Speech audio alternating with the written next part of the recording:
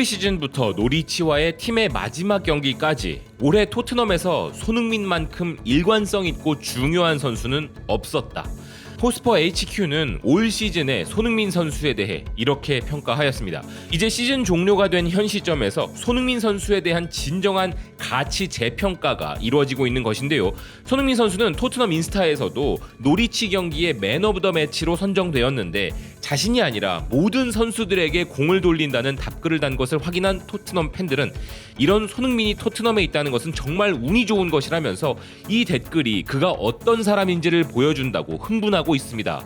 소는 진심으로 클럽을 사랑해. 그는 토트넘이 혼란에 빠져 있을 때 새로운 5년 장기 계약에 서명을 했어. 이유를 모르겠어. 그의 군 문제가 걸린 대회를 클럽과 팬들이 지원한 것에 감사한다는 것은 알고 있지만 그가 클럽을 얼마나 사랑하는지를 보면 난 너무 놀라워. 그만큼 우린 그를 사랑하고 있는 걸까?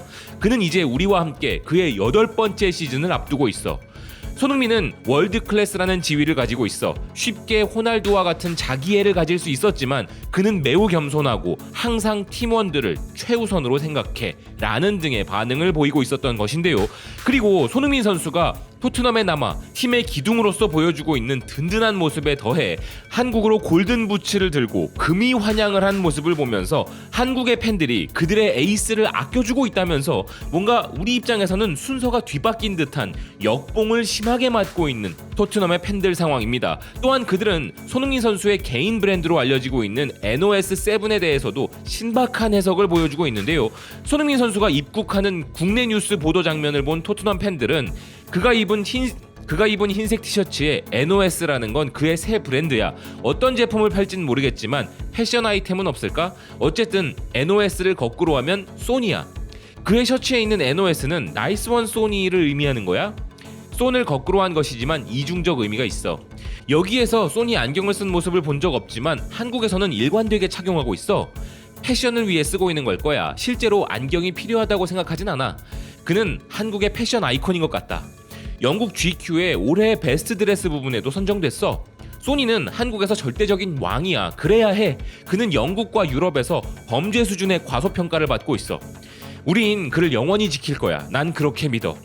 난 그가 한국에서 그렇게 인기가 있다고 생각한 적이 없었는데 그는 수준이 다른 인기를 얻고 있는 것 같다. 그는 한국 사람들에게 매우 예의 바르고 공손해 보인다. 보기 좋아. 한국에선 그게 표준 관행이야. 난 한국에서 몇 년 살았고 손흥민은 한국에서 신으로 여겨진다고 자신 있게 말할 수 있어. 농담이나 과장이 아니고 그는 국민적 영웅이야. 소니가 골든부츠를 수상한 것이 한국에서 큰 화제가 되고 있어? 궁금하네.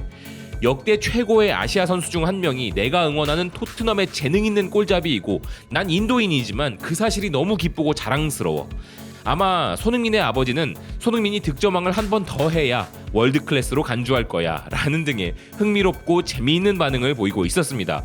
NOS7이 그저 손을 뒤집은 것만이 아니라 손흥민 선수의 응원가 가사 중 일부인 나이스원 소니의 약자로 이중적인 의미인 것을 현지 팬들을 통해 알게 된 것도 재미있는 부분인데요. 손흥민 선수가 이렇게 국내외에서 큰 사랑을 받고 있는 것은 너무 행복한 일이지만 이제 그런 손흥민 선수는 우승 트로피가 필요한 커리어의 정점이 시작되는 나이이기 때문에 최고의 팀으로 이적할 게 아니라면 현 소속팀인 토트넘에 대대적인 업그레이드가 필요합니다. 그런데 거짓말처럼 이 부분이 현실이 되어가고 있어 조금 충격적이었는데요. 토트넘이 그야말로 환골탈태 수준으로 업그레이드 될 수 있는 대호재가 등장한 것입니다. 그리고 또 하나 손흥민 선수의 다음 시즌에 대한 보고서도 등장했는데요.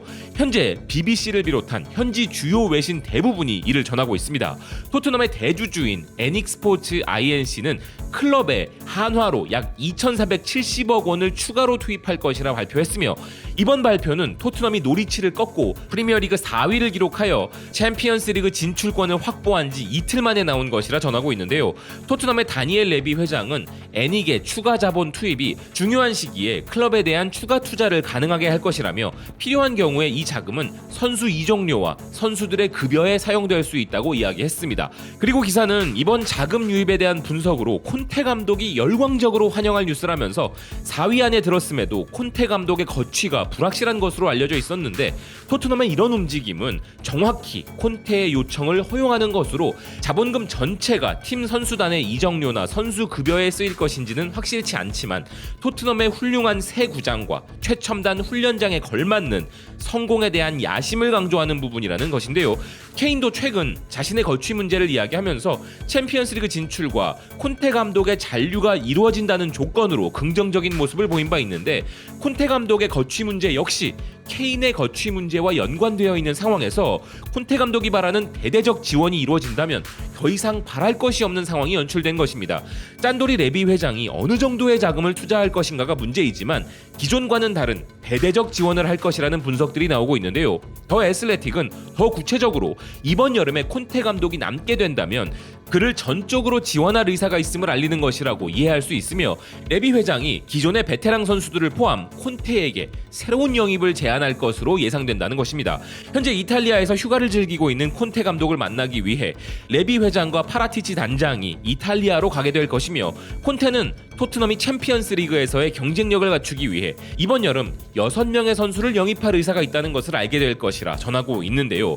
풋볼데일리에 따르면 현재 토트넘 콘테 감독이 보강을 원하는 포지션들은 골키퍼와 센터백, 윙백, 중앙 미드필더 및 스트라이커 등이라고 하며 맨체스터 시티의 가브리엘 제수스, 라임 스털링, 유럽 상위 클래스의 수비수들인 줄스 쿤데, 파우 토레스 등을 비롯한 선수들과 구체적인 제안이나 만남에 대한 이야기들이 등장하고 있어 자금을 확보한 토트넘은 그 어느 때보다 치열할 여름 이적 전쟁에서 이번만큼은 화끈한 모습을 보여줄 것이라는 기대감이 현지에서 흘러나오고 있는 상황입니다.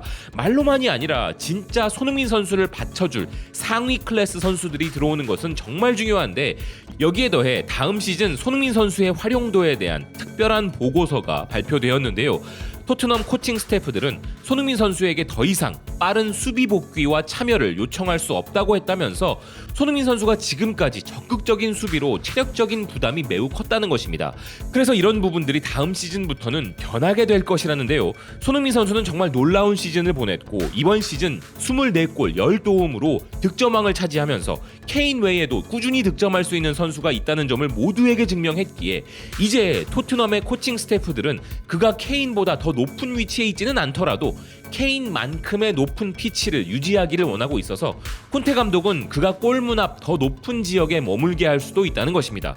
그러면서 기사는 콘테 감독이 토트넘에서 3백 전술을 쓴 최초의 감독은 아니지만 콘테 체제의 손흥민 선수는 훨씬 더 잘 어울린다 말할 수밖에 없으며 올 시즌 손흥민 선수가 특히나 빅팀들을 상대로 역전을 해야 할 때 벤 데이비스와 세세뇽이 왼쪽 측면 수비를 커버하면서 손흥민 선수가 공격에 집중할 수 있었고 이는 그에게 큰 도움이 되었다는 것인데요. 여기에 콘테 감독이 올여름 이적 자금을 가지고 왼쪽 윙백과 왼쪽 센터백에 기존 선수들보다 더 나은 선수들을 영입할 것으로 기대되기 때문에 손흥민 선수는 다음 시즌에 그가 가장 잘하는 것을 할 수 있는 더 많은 자유를 갖게 될 것이라는 설명입니다. 즉 손흥민 선수가 공격에 집중할 수 있도록 그의 수비적 부담이 이미 많이 완화되고 있지만 선수들도 더 보강이 되어 손흥민 선수가 마음껏 공격에 집중할 수 있는 여건이 조성될 것이라는 전망인데요. 무리뉴 감독은 과거 손흥민 선수에게 경기 중 스프린트를 하지 말라고 더 이상 뛰지 말라고 크게 소리친 것이 잡혀 화제가 된 적이 있습니다. 허나 팀의 승리를 위해서라면 팀 최후방까지도 내려가 수비에 자발적으로 동참하는 그의 체력이 우려되는 부분은 분명히 존재하며 그런 부분에 대한 부담을 덜 수 있다면 2년 연속 득점왕도 꿈은 아닐 것인데요. 이런 부분이 현실화될 다음 시즌이 벌써부터 기다려집니다. 시청해주셔서 고맙습니다. 또 뵙겠습니다.